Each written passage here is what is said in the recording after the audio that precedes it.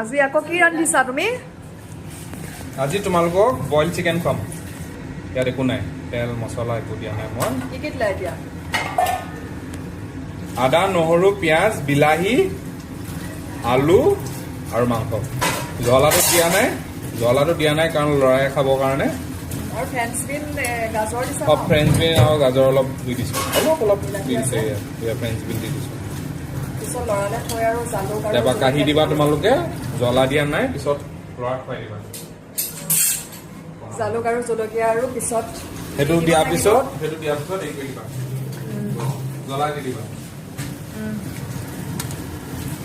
এইটো বাৰু ইয়াৰ এইটো স্পেচিয়েল, আগতেও খাইছোঁ ন, সেইটো ভালেই বনায়, আজিও ভালেই হ'ব খাবলৈ।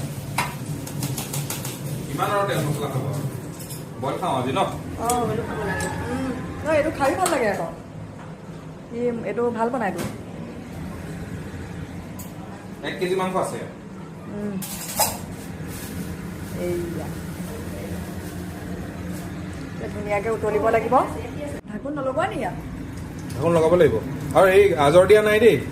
অঁ এই বিলাহী আছিলে ন? বিলাহী আছিলে, তুমি গাজৰ বুলি দিলে পটককৈ বুলি কৰিলো। গাজৰ দিলে এখন মিঠা মিঠা হ'ব খাবলৈ। তাকে গাজৰ দিলে ভাল নহ'ব, এইটো বিলাহী আৰু ফ্ৰেঞ্চ বিনহে আছে। বিলাহী ফ্ৰেঞ্চ বিন। ঠাণ্ডা দিনততো আৰু কিবা কিবি দিওঁ, পিঁয়াজৰ পাতৰ পৰা ধৰি চব দিওঁ। এতিয়া খাবলৈ নাই আকৌ এইবোৰ। অঁ মান ধনিয়া আছে আকৌ। মান ধনিয়া নালাগে, বেয়া পোৱা? বাঁহগাজ অকণমান দিম নহয় লাষ্টত। বাঁহগাজ জলকীয়া আৰু হেৰিটো জালুকটো পৰিব লাষ্টত। লৰালে অকণমান কাঢ়ি থ'ব লাগিব, সি খাই বা অকণমান টেষ্ট কৰাব লাগিব তাক। ডান, সেইটোৱে আৰু চবতকৈ ইজি বনাবলৈ।